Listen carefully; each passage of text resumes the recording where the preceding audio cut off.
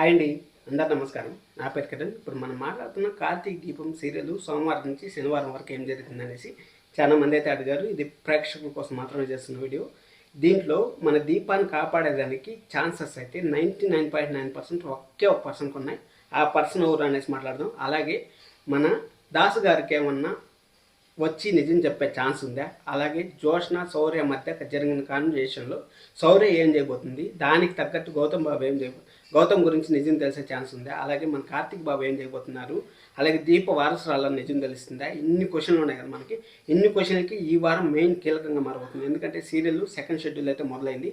Second schedule మొదలైంది అనేసి మనకు తెలుసు. నిన్న ఎపిసోడ్లో మనం చూస్తే దీపకి అక్కడ శౌర్యకి ఉన్న బాండింగ్ అయితే మనకు చూపించారు కదా. దాన్ని బట్టే మనకు తెలుస్తుంది సెకండ్ షెడ్యూల్ స్టార్ట్ అయింది అనేసి. అక్కడ మనం ఎపిసోడ్లో కానీ వెళ్ళిపోయినామంటే వెళ్ళే ముందు ఎవరిని కొత్త ఖచ్చితంగా సబ్స్క్రైబ్ చేసుకోండి, అలాగే లైక్ చేసి వీడియో చూడండి. సోమవారం శౌర్య ఏం చేయబోతుంది అనేది మెయిన్ మనకి ఈ వారం అంతా ఎపిసోడ్ చూపించేదానికి. సోమవారం ఎపిసోడ్ కానీ బాగుందంటే ఆటోమేటిక్గా మిగిలిన ఎపిసోడ్లు బాగుంటాయి. శౌర్య వచ్చి ఒకటి దశరథ్ గారు వాళ్ళ ఇంటికి పోయే ఛాన్స్ అయితే హైగా ఉన్నాయి, 99% హైగా ఉన్నాయి. ఎందుకంటారా, అక్కడ పోయి అక్కడ రిక్వెస్ట్ చేస్తేనే దశరథ్ గారు కరగతారు, ఆ ఇంట్లో వాళ్ళు కూడా కరగతారు. కానీ తాతగారు పారిజాతం గారు అయితే మాటలైతే అంటారు, మాటలు అన్నా కానీ చిన్న పెట్టే వదిలే అనేసి ఖచ్చితంగా అయితే చెప్తారు. అక్కడ దశరథ్ గారికి ఒక్కరికే నిజం తెలుసు. జోష్న చేసే కుట్రలు కుతంత్రాలు తెలిసినా కానీ దశరథ్ గారు అయితే అడగలేదు, ముందు పడలేదు. ఆ ముందు పడకపోవడం వల్ల మనకు ప్లస్ పాయింట్ అయింది. ఇంకొకటి దీప ఒక్కసారి మాట తీసుకున్నారు, కూతురు చేసిందన్నా కానీ నువ్వు ఈసారి క్షమించాయమ్మా అనేసి అయితే దశరథ్ గారు దీపాకి అడిగే కొందికి దీపా వచ్చి క్షమించింది.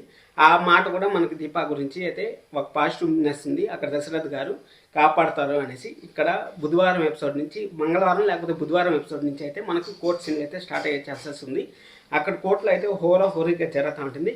జరిగితే దశరథ్ గారిని ఎంక్వైరీ చేసేటప్పుడు మాత్రం దశరథ్ గారు అడిగే క్వశ్చన్కి ఎలా సమాధానం చెప్తారనేది మనకి ఇక్కడ మెయిన్ కీలకంగా మారేది. దశరథ్ గారు నన్ను దీప కాల్చలేదు అనేసి చెప్పచ్చు, ఎందుకంటే అన్ఎక్స్పెక్టెడ్గా జరిగింది అనేసి చెప్పచ్చు. సాక్ష్యాలంతా మాత్రం 100% చెప్తాను. సాక్ష్యాలంతా దీపక్ అగైనెస్ట్గానే వస్తాయి. ప్రతి సాక్ష్యం దీపక్ అగైనెస్ట్గానే వస్తుంది. ఆ అగైనెస్ట్లో మనం టెన్షన్ పెడతానే ఉంటారు, కానీ నెగిటివ్ కామెంట్స్ అనేది వస్తూనే ఉంటాయి. కానీ లాస్ట్ మూమెంట్లో శనివారం లేకపోతే ఫ్రైడే ఎపిసోడ్లో మనకి దశరథ్ గారిని అయితే ఎంక్వైరీ చేసే ఛాన్స్ ఉంది. ఎంక్వైరీ చేస్తే దశరథ్ గారు అయితే క్లారిటీగా చెప్తారు, నన్ను దీపా కాల్చలేదు, దీపా తప్పేమీ లేదు, అది అన్ఎక్స్పెక్టెడ్గా జరిగింది, పోలీసులు వాళ్ళు తెలుసుకోవాలి అనేసి చెప్తారు. అక్కడి నుంచి మనకి ఇంకా దీప బయటకు వచ్చిన తర్వాత దీపా కేసుని దీపాన్ని సాల్వ్ చేసుకుంటుంది. ఇక్కడ కార్తీక్ బాబుని కంప్లీట్గా జీరో చేసేసారు. ఇది మాత్రం మనం చూస్తూ ఉంటే ఒకటి తెలిసింది. అసలు కార్తీక్ బాబు మీరు కొంచెం ఏదైనా అప్గ్రేడ్గా ఆలోచించి కొంచెం ఎలాగోలా చేస్తే బాగుంటుంది. ఆ జోష్న క్యారెక్టర్ కొంచెం తగ్గిస్తే బాగుంటుంది. జోష్న ఎలాగంటే గుమ్మడికాయలు దొంగూర్రా అంటే భుజాలు తడుగున్నట్టు జోష్న అనేది నిజం చెప్పేస్తుందని కూడా అనిపిస్తుంది ఒక ఛాన్స్. చూద్దాం, వెరీ ఇంట్రెస్టింగ్గా ఉండిపోతున్నాయి. రేపు ఎపిసోడ్ అయిపోగానే మన ఛానల్ అయితే రివ్యూ వస్తుంది. సబ్స్క్రైబ్ చేసుకోండి. Thank you so much.